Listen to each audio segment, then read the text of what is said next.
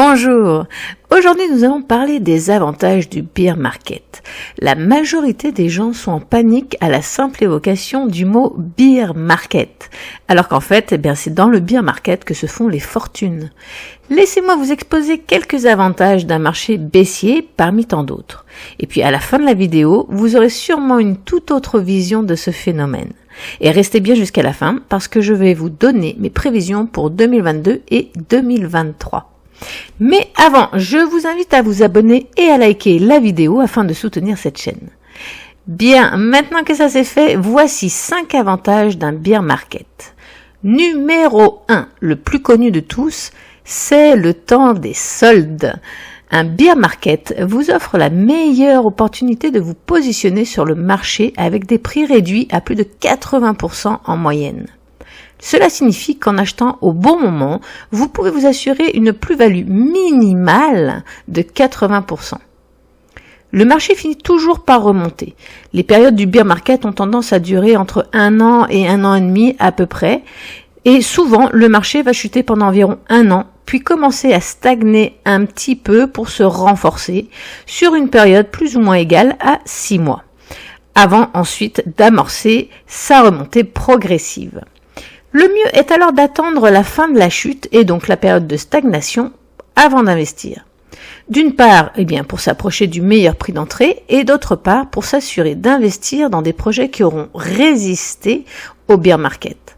Parce que bien évidemment, certaines monnaies ne se remettront jamais du beer market et viendront à mourir. Certains projets auront mal évalué leur trésorerie, leurs frais deviendront alors plus élevés que leurs gains du fait de la perte de la valeur de leur crypto-monnaie ou du bitcoin. D'autres, pourraient se faire pirater au pire moment. D'autres encore pourraient être impactés par de nouvelles régulations. Il y en a d'autres aussi qui pourraient ne pas avoir assez collatéralisé leurs produits, etc. C'est pourquoi il ne faut pas acheter n'importe quoi, n'importe quand. Il est préférable d'attendre la période de stagnation pour voir comment s'en sortent certains projets. Et bien évidemment, il faut faire des analyses sur les fondamentaux de chaque projet dans lequel vous allez investir. Et seulement, bien évidemment, vous investirez seulement dans les monnaies solides. Ce qui m'amène à mon point numéro 2. Alors, le point numéro 2, c'est le temps de se former. Pour ce qui concerne le holding, je parle pas du trading, je parle du holding. Une longue période nous est offerte pour nous permettre de nous former. Comme il ne se passe rien pendant cette période et que nous sommes invités à attendre la période de stagnation, il est judicieux d'utiliser ce temps pour se former. Parce qu'après, il sera trop tard, tout ira bien trop vite. Apprenez comment fonctionne le cycle des crypto-monnaies, quels sont les outils indispensables, comment faire des analyses fondamentales, etc. Profitez de cette période pour découvrir de nouveaux youtubeurs, lire des livres, suivre des formations, découvrir de nouveaux blogs, etc. Une fois que vous aurez appris à faire des analyses fondamentales, ce qui est une des choses les plus importantes dans ce milieu, vous pouvez pas faire l'impasse là-dessus. Une fois que vous aurez appris à faire ça, vous pourrez étudier chaque projet qui vous intéresse et voir si ce sont des projets solides ou non. C'est maintenant que vous devez faire vos recherches, je le répète, vous n'aurez plus le temps par la suite parce que dès qu'on va repartir en bull market, tout se passe très vite. Des dizaines de projets profitent de ce moment pour voir le jour et vous n'aurez pas le temps de tous les analyser si vous ne prenez pas un petit peu d'avance maintenant. Sans parler du fait que vous serez concentré sur tout un tas d'autres choses pendant le bull market, comme vendre au bon moment, acheter de nouveaux projets, suivre l'actualité, mettre vos cryptos en sécurité, faire le tri de toutes les infos que vous recevrez, programmer vos ordres d'achat et de vente, gérer votre stress, optimiser vos gains avec la DeFi, découvrir de nouvelles technologies, etc. Moi, personnellement, c'est maintenant que je me prépare à ça et c'est maintenant que j'en profite pour faire tout ce que j'ai à faire. D'ailleurs, un petit conseil pour faire le tri dans cet océan d'informations et trouver des personnes dignes de confiance. Lisez les anciens articles ou tweets des personnes que vous suivez, puis regardez les anciennes vidéos des youtubeurs pour voir si leurs conseils étaient judicieux. Maintenant que vous savez ce qui s'est passé durant ce cycle et que vous avez assez de recul, ça va vous permettre de faire le tri entre ceux qui savent de quoi ils parlent et ceux qui veulent juste faire leur beurre. Vous allez pouvoir aussi mettre de côté ceux qui donnent du contenu utile pour vous former par exemple et virer ceux qui n'apportent absolument rien d'intéressant. Ensuite, si leurs vidéos vous ont apporté des réponses et qu'ils ont bien suggéré le dernier cycle, alors il y a des chances que ce soit de véritables professionnels. Profitez-en alors pour suivre leur formation s'ils en proposent. Mais assurez-vous d'abord de vérifier qu'ils maîtrisent le sujet au regard de ce qui s'est passé entre 2018 et 2022. Là, je vous parle des youtubeurs, mais c'est la même chose avec les blogueurs, ceux qui sont sur Twitter, etc. Parlons maintenant du numéro 3. C'est le temps de préparer son plan d'action. Il est primordial d'avoir un plan d'action lorsque vous investissez. Je le répète dans quasiment toutes mes vidéos. Il est totalement inconscient de se jeter dans l'arène sans avoir un plan. C'est ce qui fera la différence entre un investisseur qui réussit et un qui échoue. J'ai fait des vidéos sur ce sujet, je vous les mets d'ailleurs dans la description de la vidéo. Et puis pour ceux qui me connaissent, vous savez que je vous explique absolument tout de A à Z dans mon livre « Comment investir dans les crypto-monnaies tout en protégeant votre argent ». Je vous mets aussi le lien dans la description.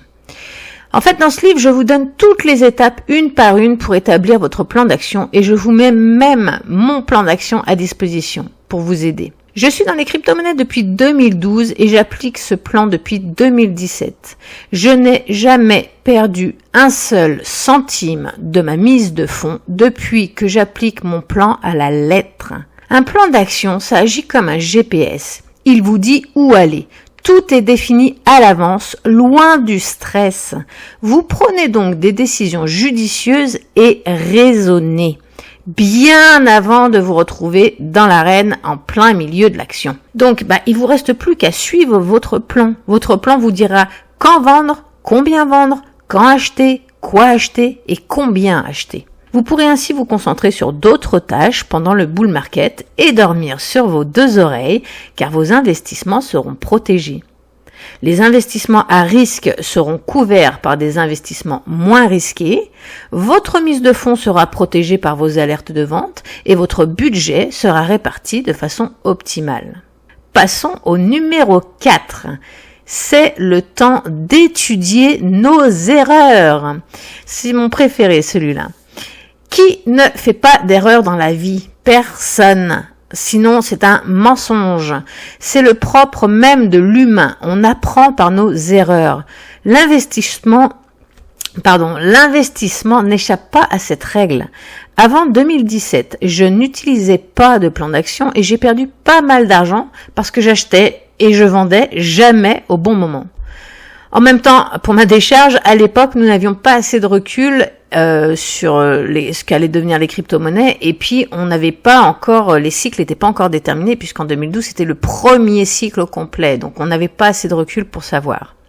Mais bon, c'est pas grave, c'était une erreur pareille. Donc j'ai réparé les erreurs que j'ai fait avant justement en me formant et en prenant le temps d'analyser mes actions. Cela m'a permis de voir où je m'étais trompé afin de plus le refaire. Et puis, vous savez quoi, même après toutes ces années d'expérience, je me suis fait avoir durant le cycle qui vient de s'écouler, là. Comme la majorité des investisseurs d'ailleurs. L'erreur principale que nous avons faite, c'est de ne pas tenir compte de la crise économique. Le Bitcoin n'avait jamais traversé de crise économique depuis sa création fin 2008, puisqu'il est né après la crise des subprimes. Donc ces 6 derniers mois, j'ai pris le temps de bien analyser la situation. J'ai découvert des signes qui auraient dû nous alerter. Je les ai tous entrés dans ma base de données et je suis maintenant en mesure de les identifier quand cela se reproduira. Parce que c'est sûr que ça se reproduira. Et puis du coup, je pourrai mieux gérer mon investissement. Étudier nos erreurs, c'est l'un des moyens les plus efficaces de se former. Parce que en général, quand ça fait mal, nous avons tendance à pas le refaire. Ça nous sert de leçon. Pour ma part, je m'en sors relativement bien quand même parce que je n'ai pas perdu d'argent, même avec la crise du Luna. Grâce à mon plan d'action. J'avais déjà récupéré ma mise de fonds et un petit peu de profit aussi avant que l'attaque n'ait lieu. Cependant, je n'ai pas retiré le reste de mes profits sur mes autres crypto-monnaies au bon moment parce que j'étais persuadée, comme la majorité des investisseurs, qu'on aurait un petit rebond fin décembre 2021 ou début janvier 2022. Du coup, mon argent se retrouve immobilisé jusqu'au prochain cycle. Donc, je n'ai pas perdu d'argent, mais je viens de me priver d'une énorme opportunité de faire beaucoup plus d'argent. Parce que si j'avais retiré mes profits en novembre ou en décembre, lorsque le marché a commencé à chuter, j'aurais pu les réinvestir maintenant pendant le bear market et faire encore beaucoup plus de plus-value du coup. Or, eh bien, maintenant, ce qui se passe, c'est que si je veux profiter de cette opportunité, je dois amener une nouvelle mise de fonds. Je peux pas utiliser celle que j'avais avant. Et cette erreur n'est pas si dramatique en soi, du fait que j'ai rien perdu, mais elle est assez impactante pour que je ne la refasse plus. Je vous ai dit que j'avais remarqué pas mal de signes qui auraient dû nous avertir. Je vais vous donner juste un exemple pour que vous compreniez de quoi je parle. Un des signes importants que j'ai pas pris en considération, c'est les ventes majeures d'actions des sociétés dans le domaine de la tech en bourse traditionnelle. Je parle pas de crypto-monnaie ici. Durant toute l'année 2021. Facebook, Tesla, Microsoft, toutes ces grosses compagnies ont vendu énormément de leurs actions. Donc ça, c'était clairement un signe annonciateur d'une crise économique et je n'en ai pas tenu compte. Dorénavant, je prends en considération un panel plus large d'informations. Chaque erreur nous rend plus forts, mais encore faut-il identifier les erreurs. Je vous invite à replonger dans ces derniers mois et analyser vos actions. Qu'est-ce qui a été bénéfique et qu'est-ce qui ne l'a pas été? Qu'est-ce que vous n'avez pas vu? Et au contraire, qu'est-ce que vous avez vu? Prenez le temps de tout repasser au peigne fin, ce sera la meilleure des formations que vous pourrez suivre. Maintenant, passons au numéro 5. Eh bien, c'est le temps de décompresser. Contrairement aux idées reçues, ce n'est pas un bear market qui nous génère le plus de stress, mais plutôt le bull market. Parce que tout va très vite dans un bull market. Des tonnes d'informations sont mitraillées dans tous les sens. Des dizaines de nouveaux projets voient le jour. Le stress de rater le bon moment pour vendre vous envahit. Toute votre attention est accaparée par chaque correction. Est-ce la fin? Est-ce juste une correction? Est-ce que je dois vendre? Est-ce que je dois acheter? C'est aussi le moment préféré des pirates pour passer à l'action pendant que des flots d'argent inégalés transitent chaque jour d'exchange en exchange.